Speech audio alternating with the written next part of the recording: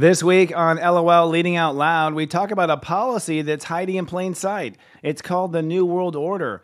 Is this a plan or a conspiracy? We'll dive into this and more this week on LOL. Coming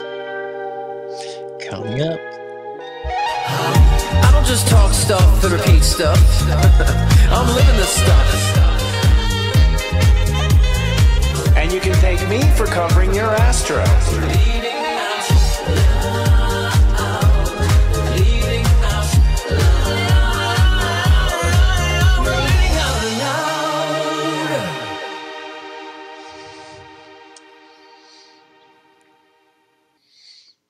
Welcome to Leading Out Loud, which we like to call LOL, the one psychic shift show that talks about the things that maybe others aren't talking about, and certainly from the perspective of something wonky, astrology and the psychic awareness. Hey, buddy, it's good to see you, Scott. How's it going?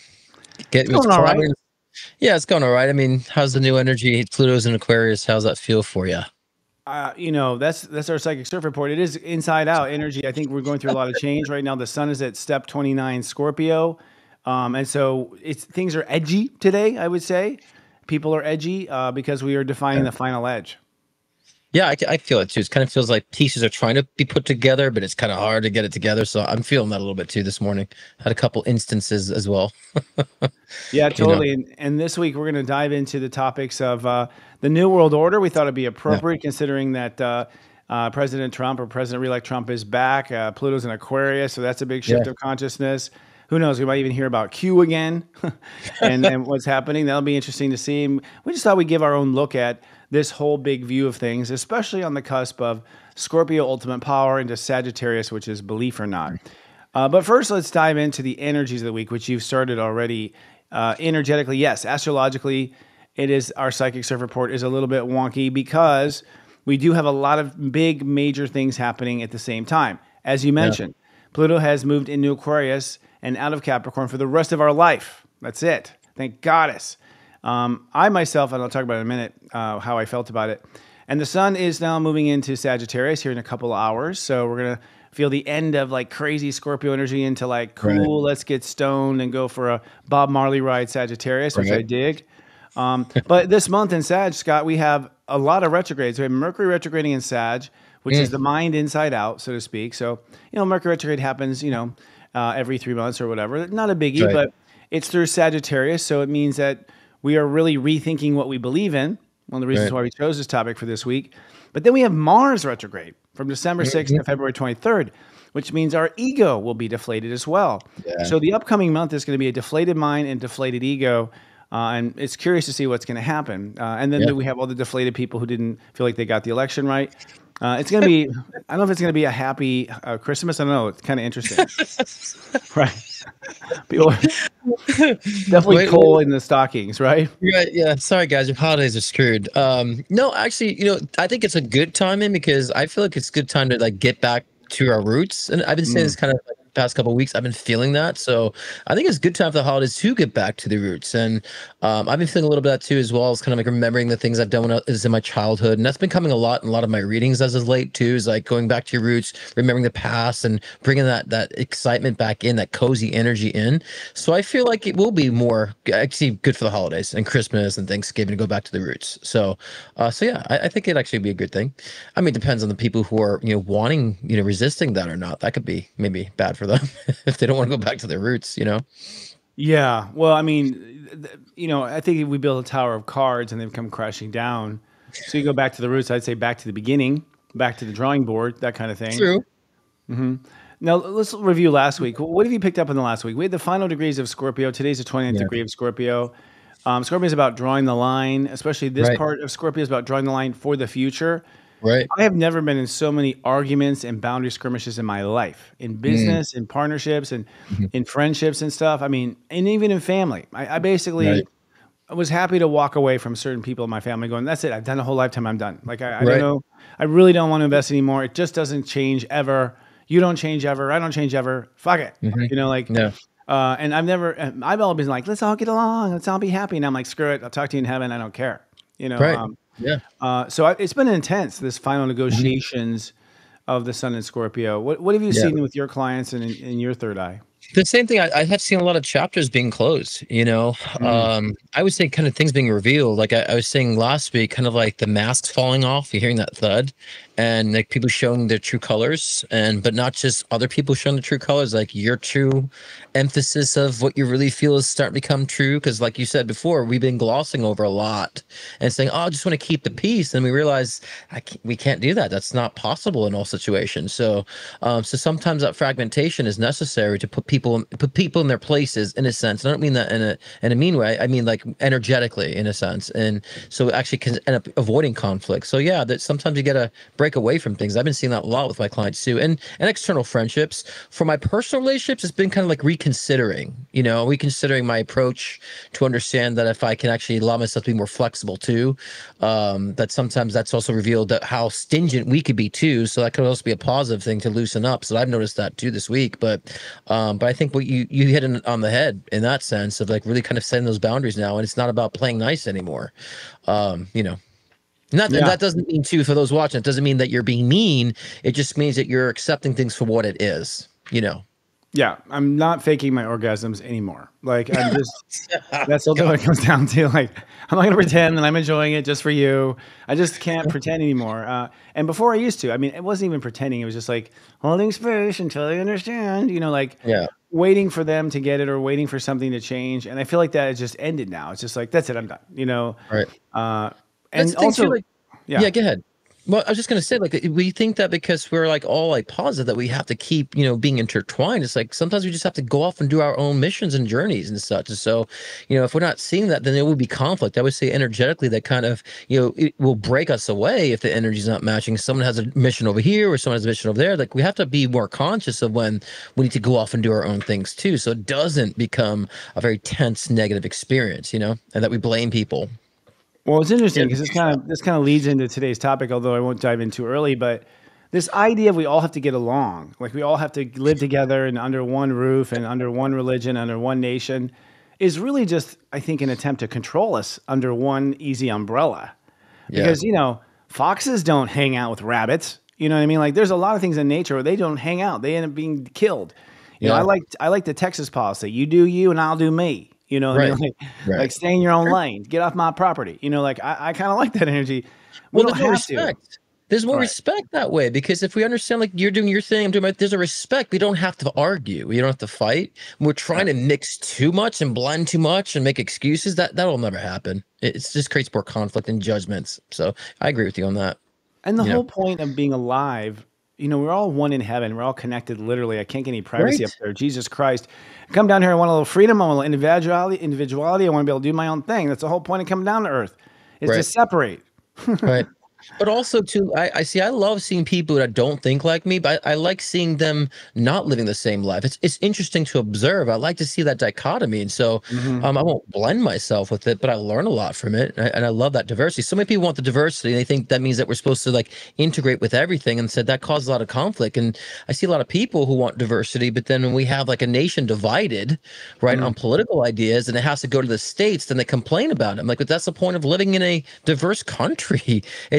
We have such separate ideas that it has to be left to the states. You don't want them controlling and dictating everything, right? And so I think that we have to understand the parameters of being so diverse, so we can actually, if we want it, we have to be able to accept it and live in it too, so.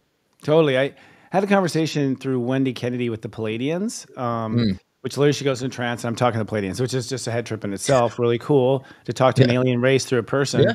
You got to be there to believe it. But the Palladians are talking about how unique Earth is. And the one thing about the Earth, because we're all tied, the Milky Way is all tied together. So we're all big one family. There's like 12 chromosome sources that created humans, all this stuff. But the Palladians said, we have the gift of a couple of things. One, we have the gift of creativity. Apparently, other species cannot be creative like we can. They also don't have the divine connection straight to God. Other species are like insects in the sense that they don't communicate with God, they don't have the higher realm connection, and they can't create. And the Palladians said, we're very curious about something. And I was like, what is it? And it was like, why is it that when you have the ability to create, that you all keep copying each other? I was like, well, that's a good point. We see that as a complete waste of your opportunities. I'm like, you're right. Why do we copy each other? Why are we trying to be the same? Kim Kardashian and blah, blah, blah. I'm going to be like them, Just be yourself. It's funny. It's like God gives you the creativity and you become the same. Well, Go live, Right. on Sirius or something if you want to be that serious. Right. Well, that's a conflict. That's a challenge because we come from this perspective of being source. All that is, right? We understand this, and we're all connected. So that we that's our battle, not battle, but our challenge is to be like original too, but also inspired, but also connected. I think that's a great mastery. That's why we're here. So it's difficult because when you understand we're all connected and we feel that inside, it's hard to detach from that. That Oh energy yeah. or mind at least. It's sophisticated boundaries. I mean, what you just described is really the end of Scorpio. Sophisticated boundaries to be Right. and not be. Right. I also think that anything powerful spiritually is paradoxical. I am and I am Right. not. Like Right. 100%. totally. And so I think we're mastering that. The Earth in Taurus on the other side of Scorpio is us manifesting the new plan. Okay, that Yeah. full moon that we had was a doozy last week. I mean, shift hit the fan for me, man. I was bitch slapped by the universe. It was really bad. It was not. It was tough. And conjunct Uranus, so it's kind of like it really set in motion.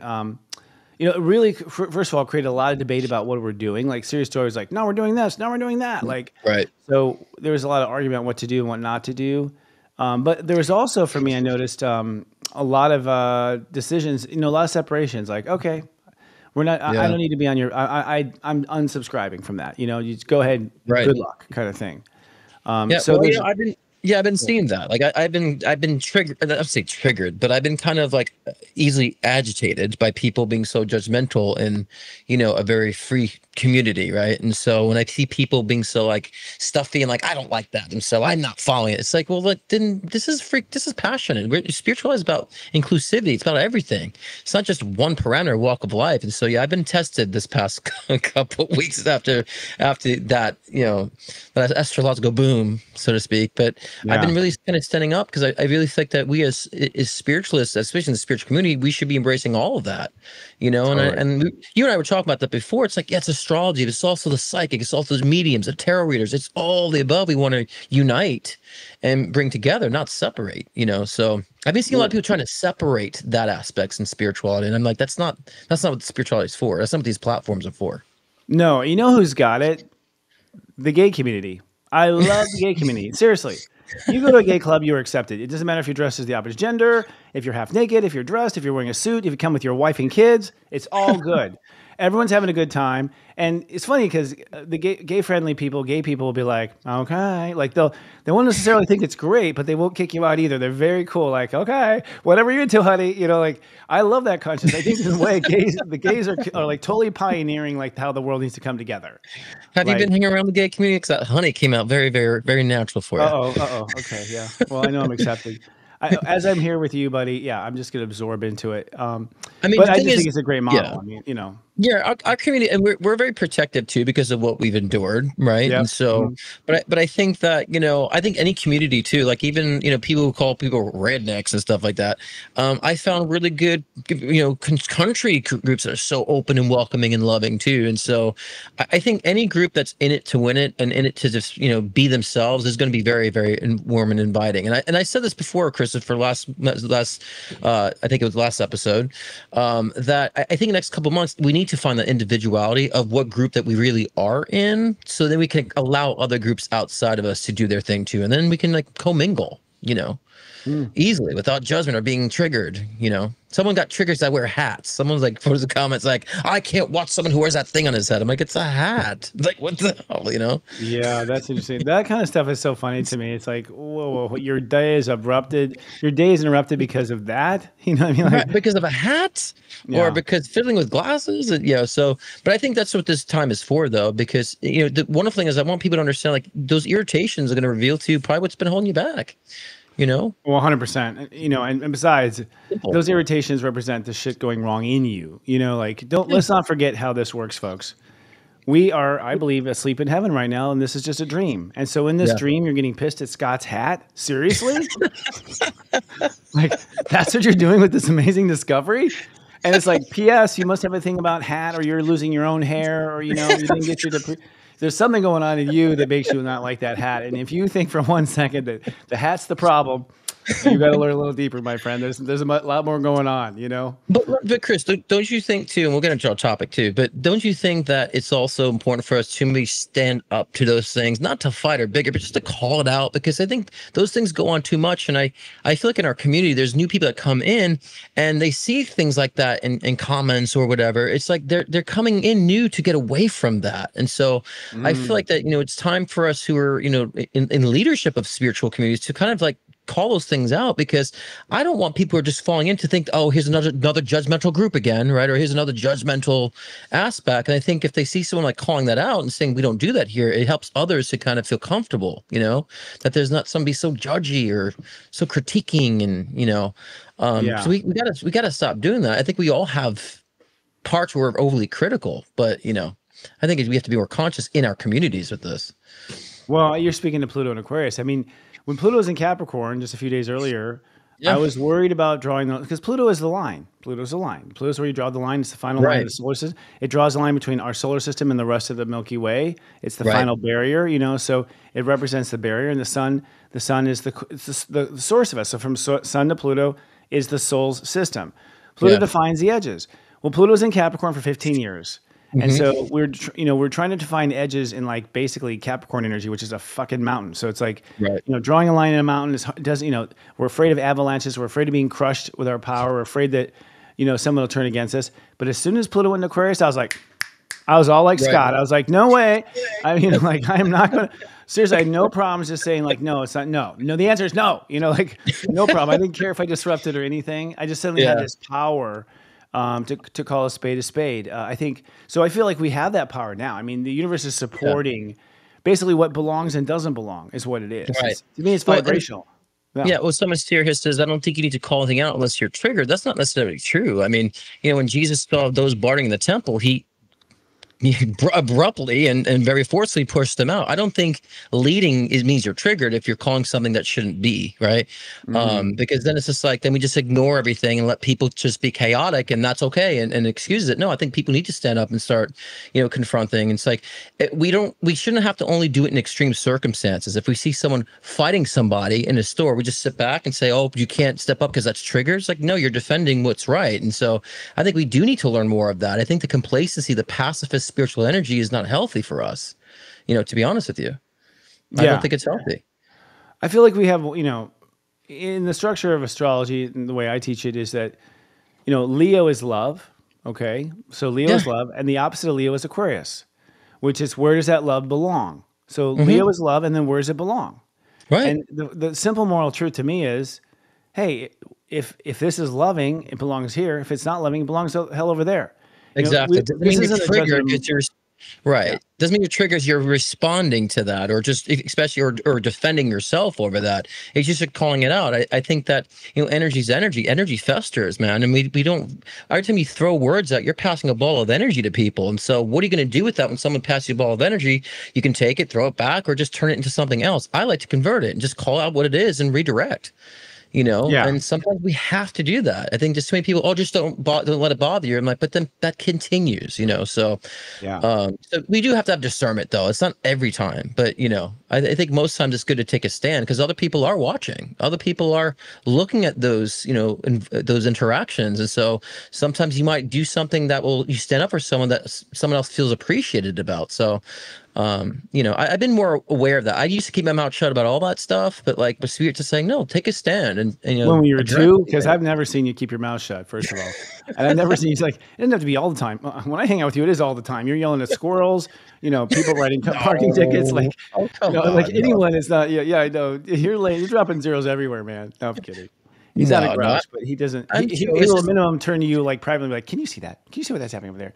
Like, you will. I'm not complaining about it. I think it's like wanting things to be in harmony. And when you see someone like creating disharmony, it's like, I don't like that. Like, things need to be in harmony. You're creating disharmonious energy, so. Totally. And I'm teasing. I'm just, giving you some I shit. know. It's fun. I know, but that just feeds the people who are upset about my hat. That just feeds them. Oh, see, he gets upset, We love it, folks. It just raises the ratings. Keep it up. Please insult us. It's fine. Please. We're going up in the YouTube ratings as every insult.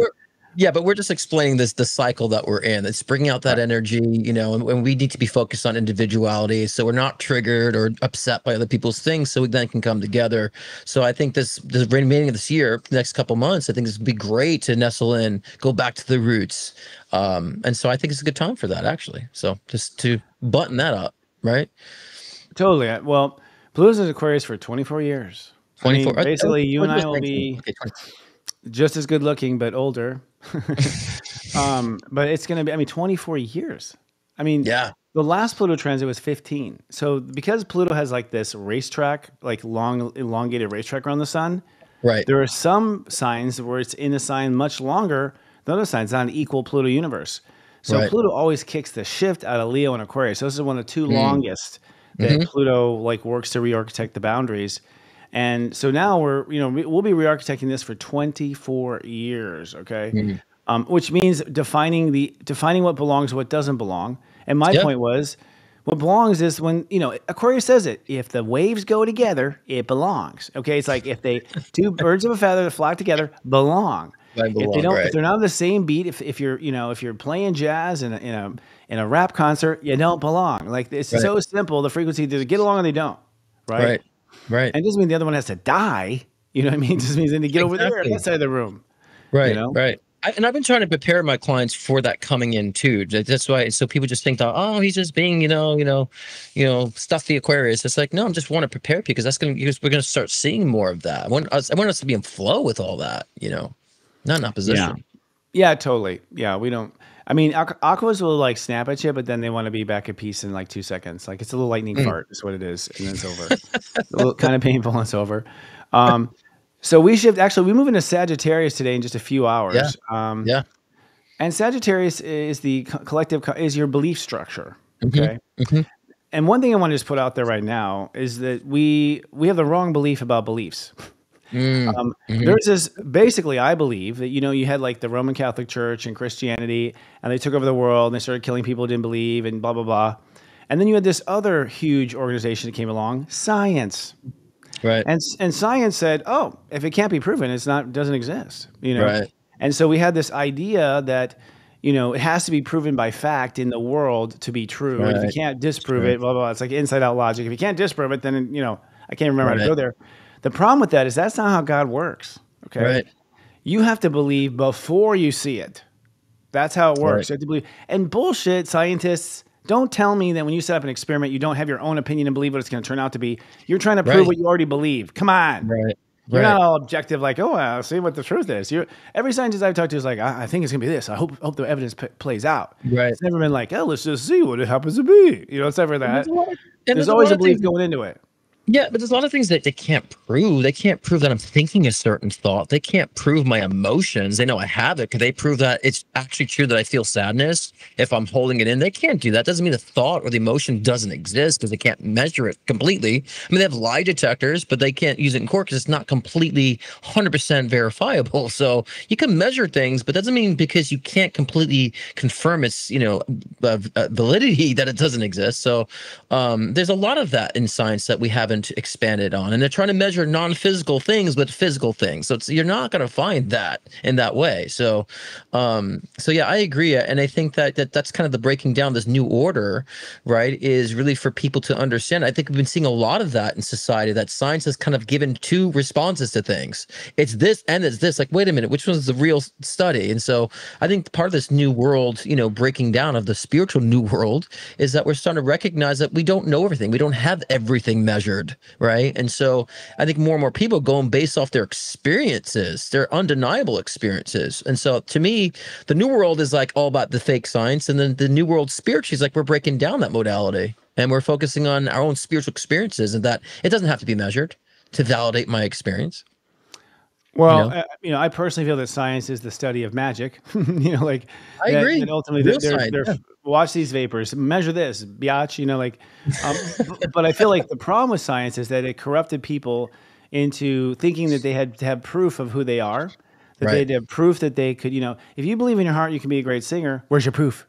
Fuck Right. you, man. Like, that's the whole thing. Is to stop us down, is to control us, right? I feel like, because honestly, 99% of people believe because their heart feels it's true. Their heart feels it's true, and so it is. But I feel that your heart feels it's true, not because there's proof out there, because your heart intends to manifest that as proof. This is what your painting is going to be. This is what your creation is going to be. That's why you believe in it, right? And we're taught like, well, what are your facts? Facts? I haven't even manifested this shit yet. Why? How am I going to have facts? I mean, it's to stop us down, So my point is we're going to Sagittarius, and I feel like in this with that Mercury retrograde and that Mars retrograde, what I'm going to be pushing as serious joy is the fundamental of like, hold on. Before we talk about beliefs, let's talk about what you believe about beliefs. Do you believe you need proof to believe it? But that's what I'm saying. Yeah. I mean, I always say it's not your beliefs that that are holding you back. It's that you believe that's holding you back. Right. And so I think that we have to really have like a very small template or default set of beliefs. Like, I don't kill, I believe, and everything else should be open to perspective and how you're perceiving reality in life, and go from there and broaden your view, because I just think beliefs are so limited. We have so many of them, these little linear, points of view, and you can put them together. There's still like a very narrow point of view. I've been banning having beliefs so long ago that I just think that I have a template of certain default beliefs, and the rest is like, I want to keep expanding my view on things, and then catch myself too about like what I'm maybe following that's a subconscious belief or not. But I think that's part of that too. I think people are going to be abandoning majority of belief structure, especially with Sag coming in, being that airy, free-spirited energy, right? And so I just keep seeing people on a road trip and just kind of with their hands, and the hair, blowing in the wind, and just being free-spirited this way, and saying it feels right for me. There's no reason that I need. It just feels right. I see a lot of that expansion. Right, and we from what I understand in the heavenly perspective, let's say you believe that humans are your property. Okay, you believe that, and that's what you believe in your heart. Like they were born to work for you. Okay. From what I understand in heaven, the only rule is you have to always experience all points of view if you start with one. So it's the full 360 of going around the circle. So that's right. If you believe humans are here to serve you, then you will also be reborn to believe you were here to serve humans. 100%. Like, God conscious is like, okay, you can take that belief and every belief that associates with it. So to me, belief is simply, Sagittarius arrow is it. It's a perspective you're firing your life along. Just as a trajectory of from here to here to here to hitting that bullseye, and they get washed. It doesn't matter. You have these people with strong beliefs. They don't have proof either. You know what I mean? Even the ones the scientists are like, they don't have proof of that you're right or whatnot. Well, it's also they're based on faulty logic though, because a lot of these beliefs are created from their past experiences, and a lot of it's from past unresolved trauma. That's not reliable if it's spawned from that. It's a very limited perspective. So, we have to see these beliefs get created by default if you're not being conscious or perceptive what's going on.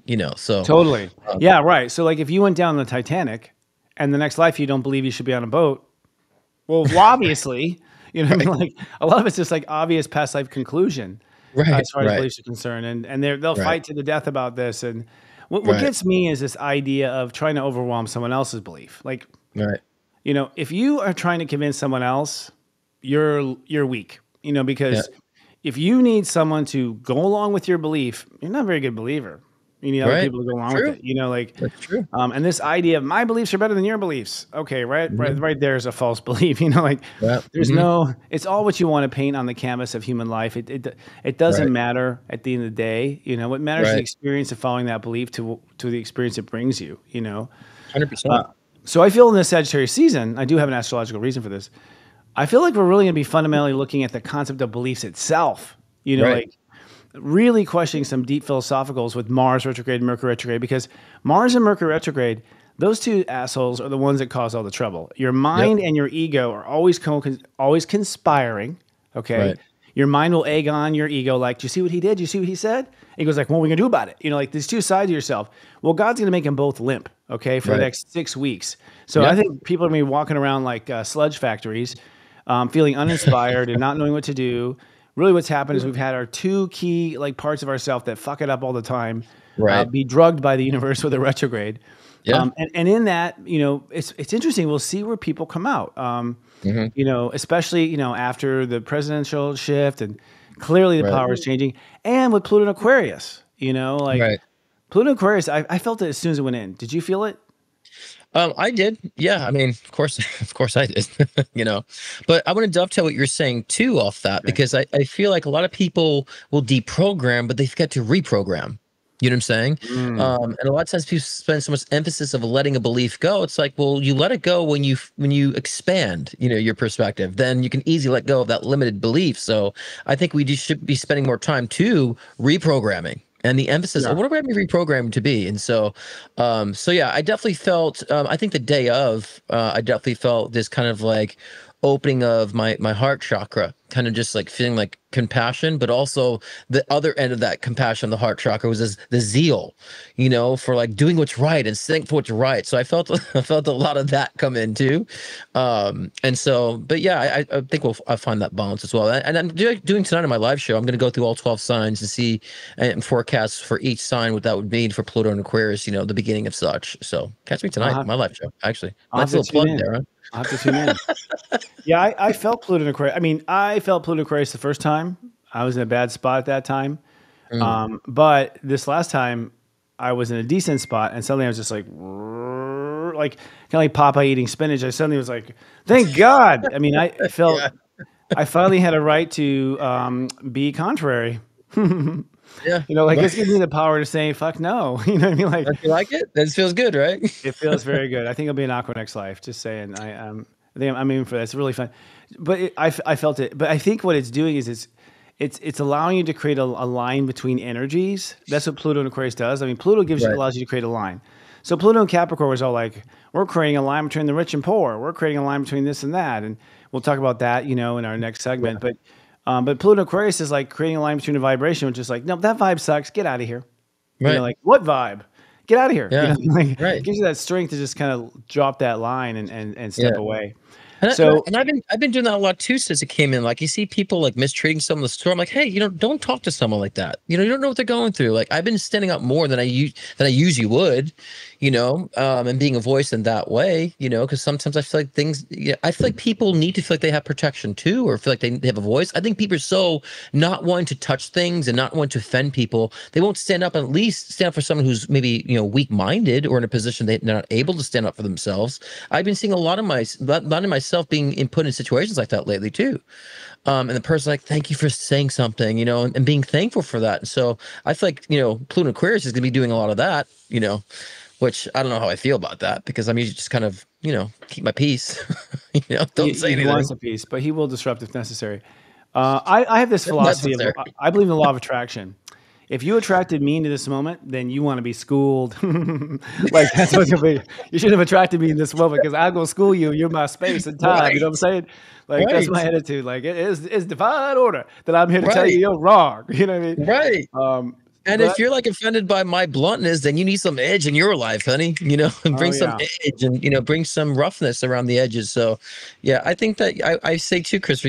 React to, we relate to. So somewhere deep down inside, we're craving for that energy. So there are no accidents ever. no, Okay, like if you are in the same room with someone, it is absolute destiny. 100%. There are no accidents. It's a yeah, brilliant construction of consciousness from God universe. So right, yes, you're meant to be there. Yes, you're meant to speak up. It's whatever you feel your heart belongs. You right, know. So I'll wrap up the astrology point just saying this upcoming week. All right, we're going into the early degrees of Sagittarius, which are the degrees of whether or not what you believe about yourself. Okay, mm, and I just want to underscore this is where the controversy is. When it comes to yourself, it's what your heart, step one, feels, step two, is true. What your heart feels is true. right, That's you. Okay, your heart feels it because your heart identifies with it. A right. lot of us are coming from brainwashing, okay? Yep. Where our parents are like, you're no good, you're this, you're that. And the society's like, no, like, and we heard it so many times, we started to adopt it as a false belief. It's a false Hmm. belief. It's a self-limiting belief. If there's a Right. belief that you have that shuts you down, it's false. Right. Because the That's nature right. of the universe is to expand at an ever accelerating rate. Okay? Right. Everything in the universe is expanding. So if you have a belief that shuts you down, that closes you down, that makes you smaller, it's false. Nothing Or from the heart is going to do that. make somebody else smaller. Right. Right. Because I mean, our whole thing is to be in that broad perspective. I say the God perspective, like all has to exist for a reason, all connects for a reason. So yeah, if the belief is shutting you down or shutting anybody else down, we got to observe that. And I think we all, I mean, no one's perfect. I think we all we go through that battle sometimes, right? Because like we were saying before, the fight for the challenge of being individual but collective at the same time, we all fall, privy to that type of, challenge of trying to decipher, the criticism of ourselves and others and shutting things down. So yeah, I definitely want to contribute to that. Sorry to interrupt. So in this next week, as we move into the week, it's simply, you're asking yourself, what do you believe about yourself? What do you believe is possible? What your heart feels is possible? And in that construction of what is possible, you realize your mind is off. And right. I got to tell you, the mind is programmable, folks. It is not smart. The mind is a dumbass. It's so dumb. Mm-hmm. If you don't tell it 5 times, it doesn't fucking remember or add it up or anything. No. It's just a tool, kind of like a penis, for ideas. Like, it's just to get ideas pregnant. That's all it is, to write ideas down, to erase ideas.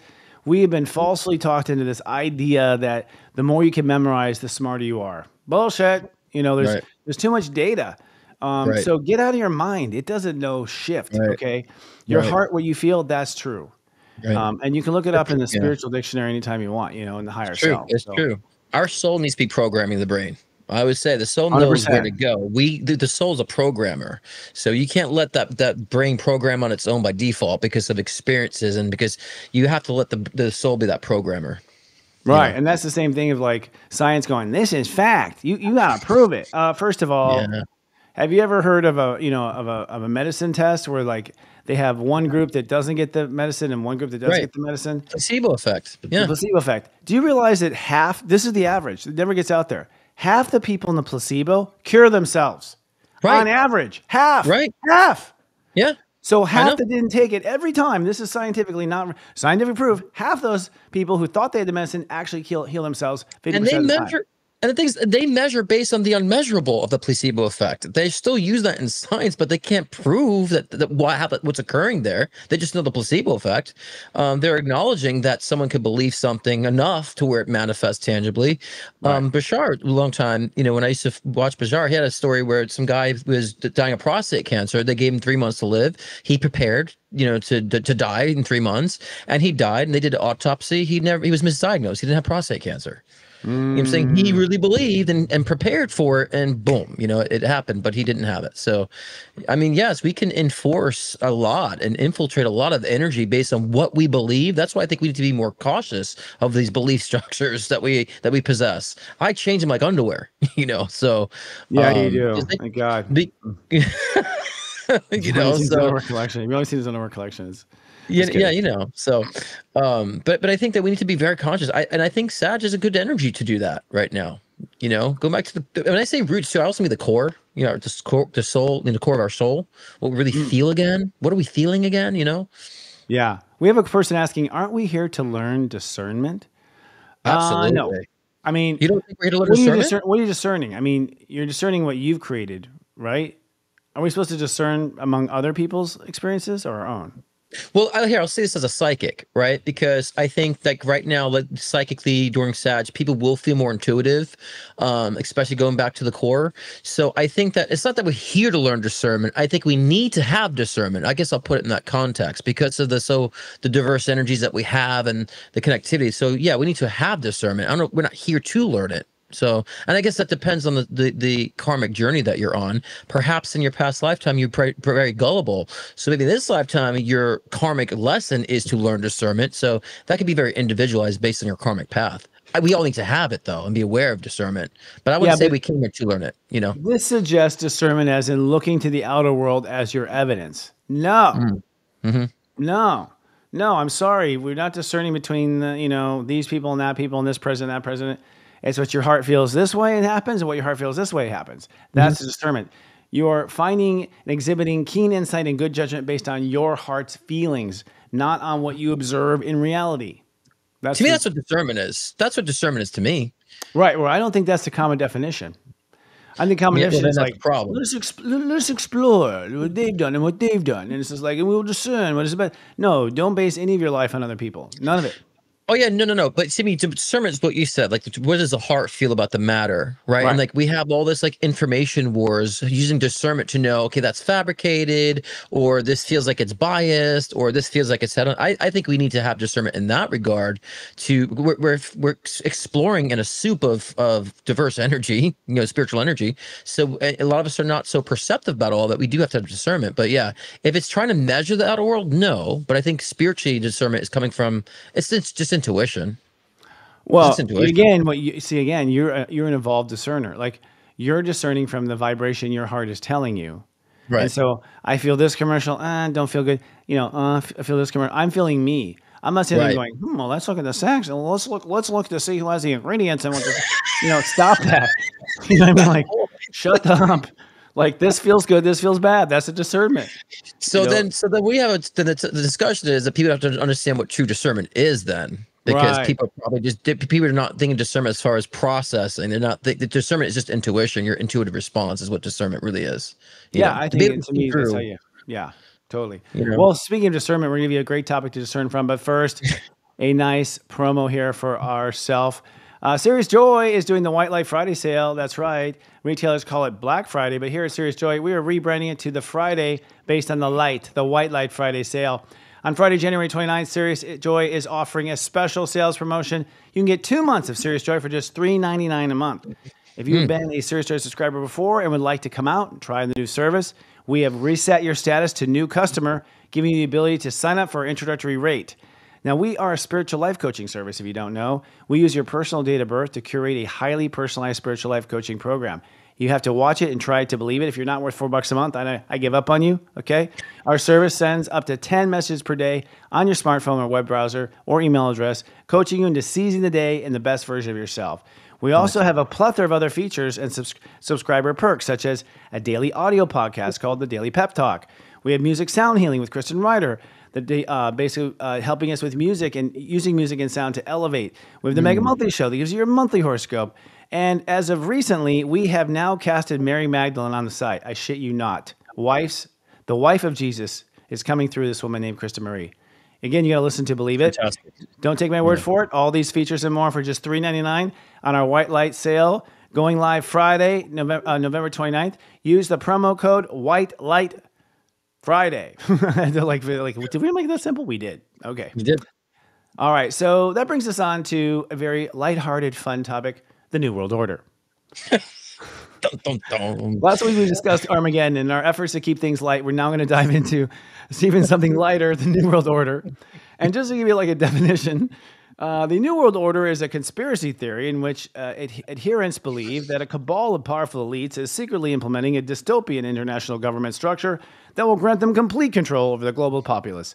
Under this regime, dissidents will be arrested and masses enslaved. Supporters of the conspiracy theory claim that most global leaders are now complicit in this establishment of the New World Order, adding that the NWO, through manufacturing global events such as the coronavirus, for instance, and mass shootings, and controlling their associated narratives to sow civil unrest.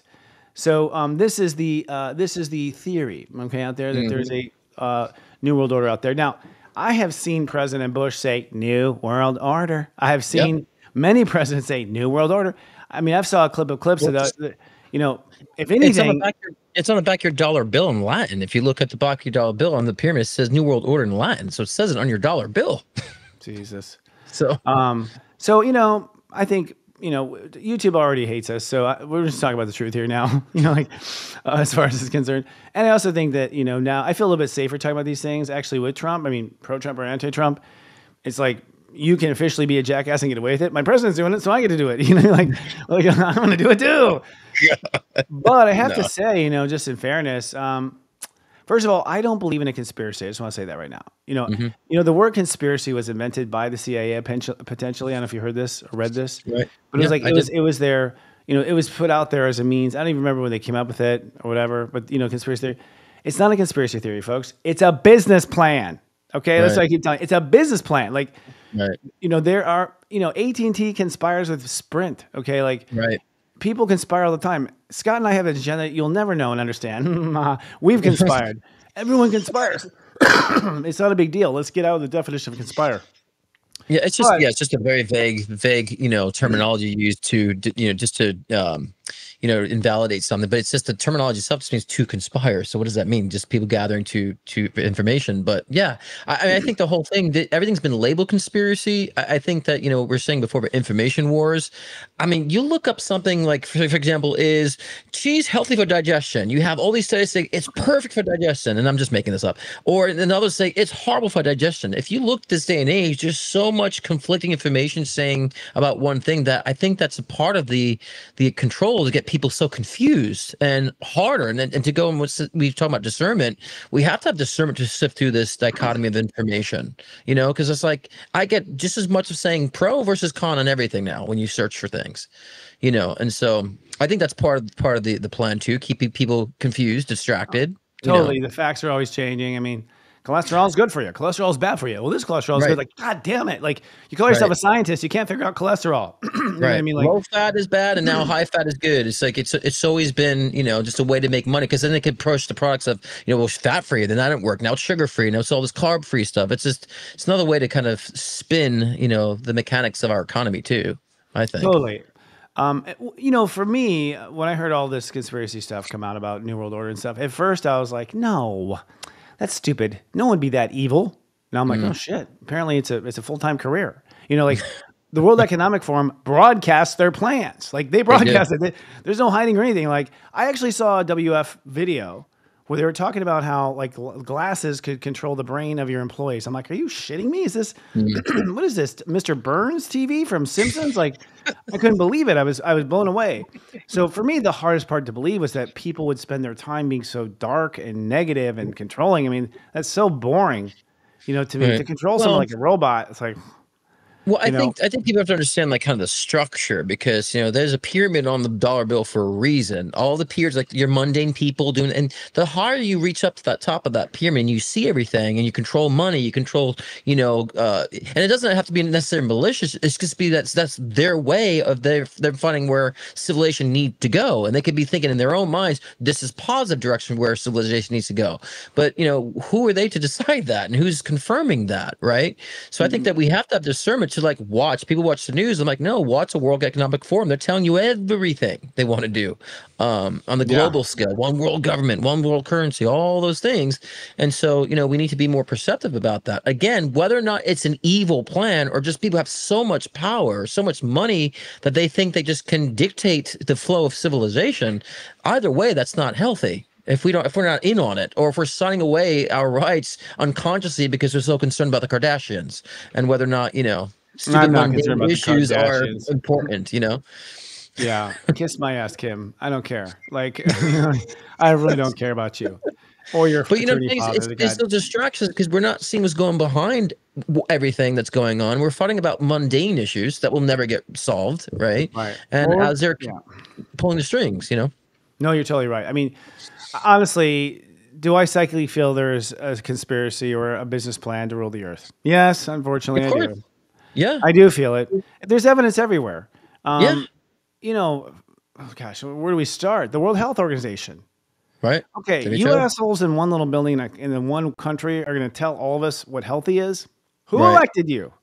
I didn't elect you. Do you see what they look like? Do you see what these leaders look like too? They look like the most unhealthiest people on the planet. They look like golems and ghouls. And I'm like, is that what health looks like? There is a lot of people who are really unhealthy in that organization, But and the idea, I mean, during COVID, where it's like this, who the hell are you to tell me what's going to be healthy in my body? I'm sorry, that's just way overreach, and that's what throws me over. Is like, for instance, Bill Gates releasing genetically modified mosquitoes to kill malaria.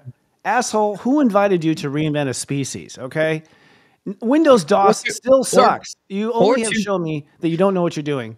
And now you're going to fuck with it with our food chain? What I mean? With our meat, like engineered meat. They put that out there too, right? There's some places that people have shown videos where they actually put the synthetic meat out there that's not labeled as Beyond, but like that whole, what they call it, lab meat. There's some out there that people have been finding. Actually, you have to read the labels on things because it might say like really? lab grown or something like that. You have to be very good, like look now at your labels and make sure it's not like a lab grown meat that they're just throwing out to test on people. To see if they even notice it or not. The beef thing is a good point too, because you can see all these weird agendas. And look, I know it's not nice the way we treat animals, but we can do it a lot better. We can let them raise, and they can be happy cows and roam free and have a natural death, and then we eat them. But the truth of the matter is, from what I hear, there's no nutrition in our own vegetables anymore. There's no nutrition in our own soil. The only nutrition is actually in the meat. And now there's this huge plan to eradicate beef, and to eradicate this stuff. And I'm all for us going vegetarian. I eat mostly vegetables with a side of protein. But at this point, the reason why I'm going to have a side of protein is because I'm afraid that damn vegetables don't have any nutrients in it. You got to grow your own. I've been so like not attracted to vegetables like I used to be anymore. I don't know why. I've been just not eating like Japanese eggplant. You and kumquats have always been really the eggplants, Japanese eggplants, the longest one. And so it's better fitting. So but even with organic vegetables, like they're spraying in the stores bleach on it. I know. Even the ones labeled organic. And so we have to, I think self-sufficiency is very important, that we maybe grow your own garden, growing your own crops. And I think, it comes to times where I think we're going to kind of have to do that now, and become more sufficient. I was saying that before Pluto and Aquarius, but now I'm changing my opinion, going Scott on this. Assholes, we pay for you, change it back. Like, I am not going to spend my life growing vegetables. This is not Little House on the Prairie. Yeah, I want things delivered, this modern technology. It should show up nutritious in my grocery store now. Yeah, but except 90% of the population don't care like that, Christopher. 90% of the population don't care. They just want it given to them because they're too busy in their 9-to-5s. And they don't see it like that. They're just like, food's there, So I feel like 10% of us. Yeah. No, they're not eating food anyways. They're eating Doritos. And they're eating anything in the middle of the grocery store that doesn't need refrigeration is poison. Okay? Right. Anything that doesn't need refrigeration is poison. It's very simple. So unless you stay on the outskirts of the refrigerated part, you are basically eating crap, as we all know, all chemicals, all kind of stuff. There seems to be, I love that RFK has been appointed by Trump. Oh, God help the world. Because the first thing he was saying recently, by the way, was like, no more fluoride in the water. No more fluoride in the water. Like, well, you saw the recent scandal, though, right, Christopher? Oh, great. What is it? They were all eating McDonald's on a plane after UFC fight, and they're saying, we'll make America healthy again tomorrow. And even RFK's eating McDonald's burger and Coca-Cola. I was like, You know what? He's a recovering heroin addict. Give him a break, okay? I'm addicted to McDonald's too. If I smell those goddamn chicken nuggets, I have a hard time passing by. I just don't drive by it. There's like ingredients in that stuff that we are all addicted to. We're addicted to flavors. Taco Bell, I don't know what it's doing to me, but I sometimes end up calling. That bell rings around 10 o'clock at night, and I just can't stop myself. Yeah, Taco Hell in the afternoon. But I just think, like, if you're representing that, I think it's a bad message to send, especially if you're, do we have to live perfect, Scott? I feel like, first of all, I don't trust something without flaw. So even a flaw, a flawed diamond's worth more than a manufactured perfect diamond. Like, to me, there's always a little flaw, and it's okay. I don't think we should be like, I agree, but like if you're making a point for something and you haven't even begun and that's what you're doing, it just shows that politicians are kind of making fun of us, I feel like. And that's why I think that people have control over us so much with our food, because we think we're reviewing the right people, but we're not, and nothing's really changing, So hopefully, it is one of those situations, a one-off, but I don't care if he's eating a Big Mac off of a hooker's butt, okay? Like, if you get rid of fluoride in the water, I'm for you. Sure. What I mean? I don't care. Like, I feel like we're judging people way too harsh. Like, who cares? Well, I don't know about that. I get what you're saying, but my whole thing is just saying that I think we should be learning more self-sufficiency, like, and growing our gardens. Why not? Why couldn't we grow our own fruits and gardens and stuff like that? Why can't we do that? And why can't we, clean our own water? Like, I think it's time that we don't give so much reliance upon it, is the point I'm trying to make. You know what I mean? And that's nice. I don't have time to fucking farm right now, man. I can barely make the show on time. You have friends that will help you for it, and I'll sell you some fruits. No, we did not come this far with technology only to go back to Little House on the Prairie and have. I'm not doing it. I was thinking about it for a while, like, we'll go independent, we'll be off the grid. I'm like, no. Let's take back the grid. What the hell? I agree, but it's hard. I mean, we're in a process where if it was that easy, I mean, you understand, Christopher, many people are not awakened to that. Well, You know, it'll so take time. Yeah. it's going to take time. Yeah, it's definitely going to take time. But, I think self-sufficiency kind of, it puts a dent in the system for me, right? Because then less people are supporting that, less people are, and so it puts a dent, and then they're going to have to maybe, I think that's the way you bring the change in a sense. You know what? I think still I'll farm when the Tesla bot will do it for me. Like I'm just not going back there. I lived in the fucking beginning of this country. I was a pioneer. I've had the pilgrim lifetime. I'm done. I don't want to go back there. But it's okay. There's other things too, just to like keep on our topic. One is digital currency. Right. Now, digital currency smells damn suspect to me, y'all. I'm sorry, but this video game says you're rich, so you are. Like, oops, power outage. Now you're not rich. To me, that's damn stupid. That's just stupid. And I'm all for people who are playing the Bitcoin game and all this stuff. Like, play your games or whatever, but realize one solar flare and you're broke. One solar flare and you're broke. I mean, it's really easy to wipe it out, but I think Eric does cryptocurrency, and they have like secret like things you move it to that has your own encrypted thing. You know what I mean? So it's like it's all there, but it's basically you're in Vegas gambling. I mean, go ahead, make your money, but you're in Vegas gambling. It's a risk. It's a slippery slope, my friend. When it comes to that. But plus, it's tracing every transaction. Hello. If I knew every place that dollar had been and every fucking, thing of coke it had snorted, I would freak out. Now we have a currency that's actually going, oh, and then the dollar went to you, and then the dollar went to him, and then it went to this process. And then, like, no way. Like, to me, that's way too much information tied to a dollar or tied to a coin. Well, also thinking, too, to even measure, like, what you purchase, if it's carbon neutral or not. They have ways to do that now, too. And if you're doing carbon neutral, then you get like discounts and stuff. So I mean, it's a whole integrated system. With social scores, combining all that, it's crazy. That's that's a measure of control. I feel like intuitively, I'm just saying intuitively, it's invasive. Here's the truth.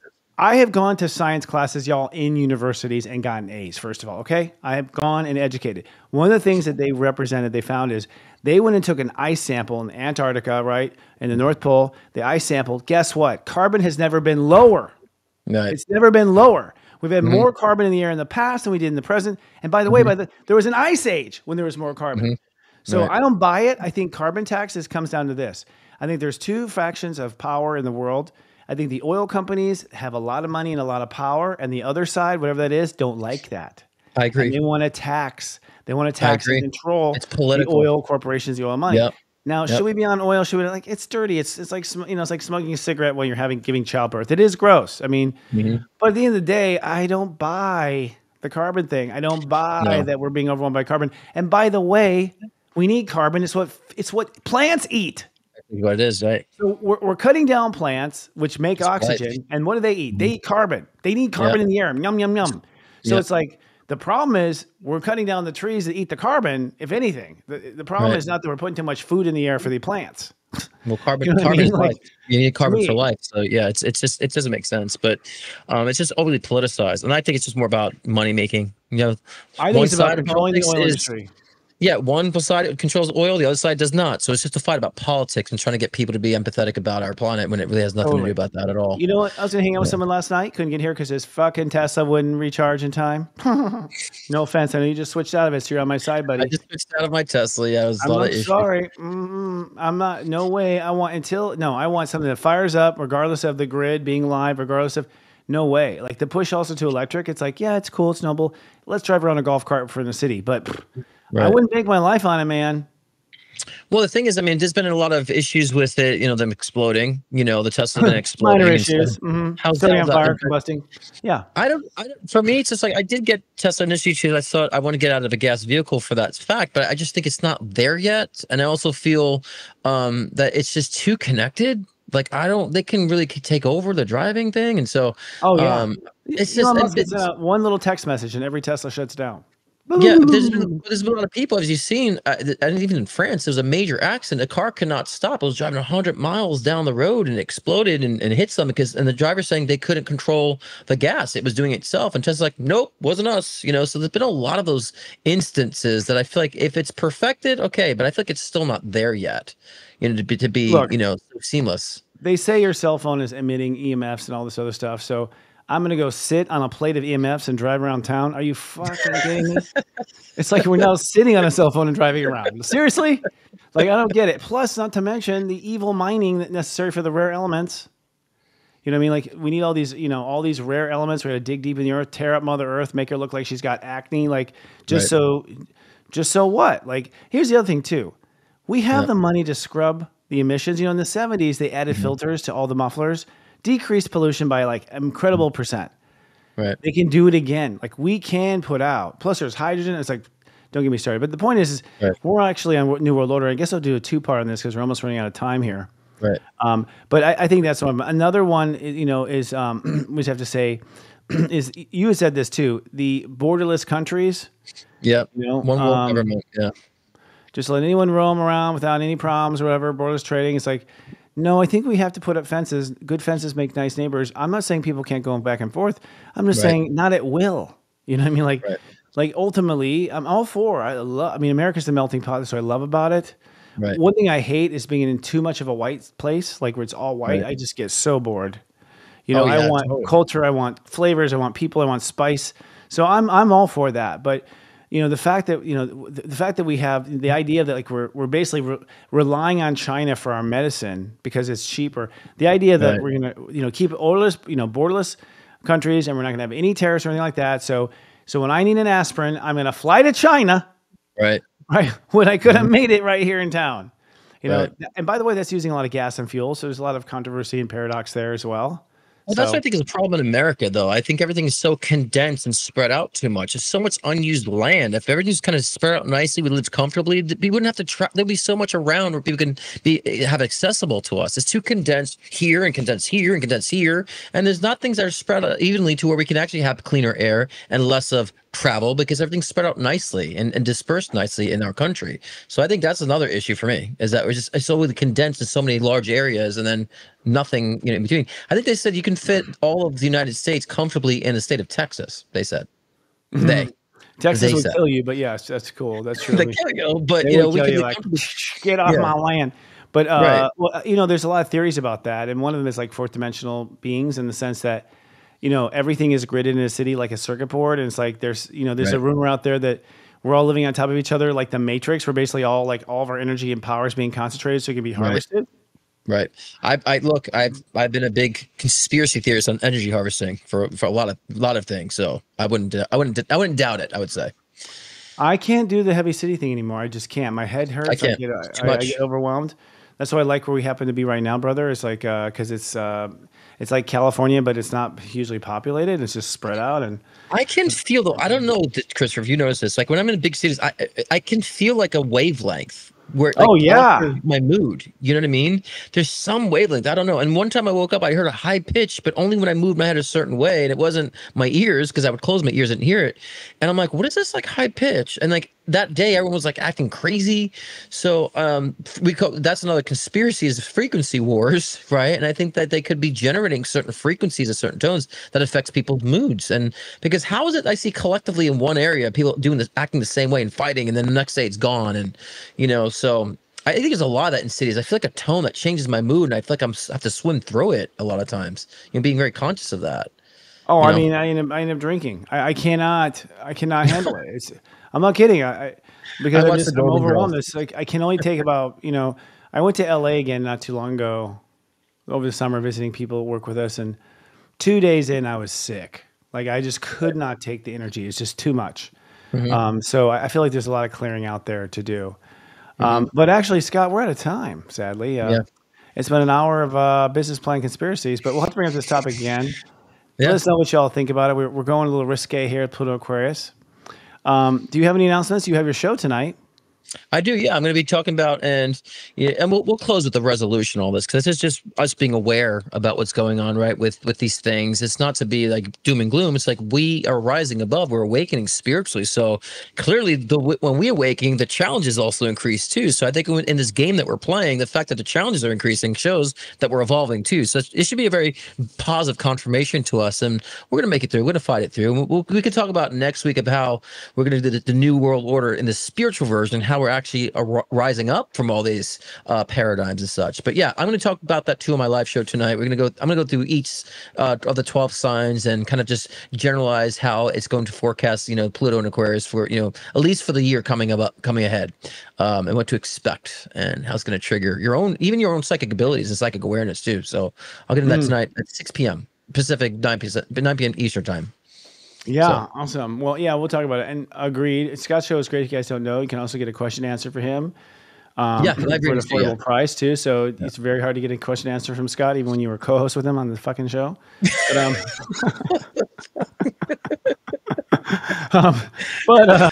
so chill. I'm so like, when I'm home, I'm just so chill. I'm like playing fun music. I'm a really chill person outside of work. So he is. I can vouch for that. But what was I gonna say? Oh yes, and I think I agree. Like, to end this on a positive note, like all things in the world, the dark defines the light, right? The internet 100%. Was built on porn and child trafficking, and now it does all these things. The New World Order, this idea of all us coming together as one, I think you set up some nice ideas there. We'll take that now, thank you, and we'll do what we want with it. So I feel like this is all playing in our hands, but I also think it is time for us to wake up and smell the coffee, right? Yeah, so. I agree. So it's all good. I mean, a lot of people understand these things too. A lot of people are just like, they know it, they feel it, but I think that discussing it helps validate people who are using their discernment, like something's not right here. So I think it's important to talk about these things for sure. I think it totally is. And now that we, now that we just have a different, now that people are refining at the top, we can start talking honestly at the bottom again. So us Carp are going to have some interesting conversations. It's going to be great. Right. All right, friends. Well, I guess that wraps up another fabulous show from us. Thank you for being patient with our little being late. We had some shift going on, but we'll be back next week. And until then, remember, folks, don't put up with a shift show. Lean out loud. Lean out loud. See you next week. Bye, beautiful souls.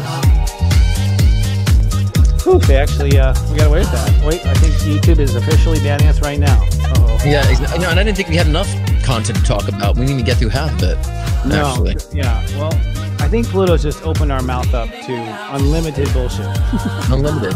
Yeah, unlimited purge. Speaking of purge, is that what we're going to do after we eat Thanksgiving next week? Oh my gosh. I'm ready to eat. Eat. Yeah, my mom's going to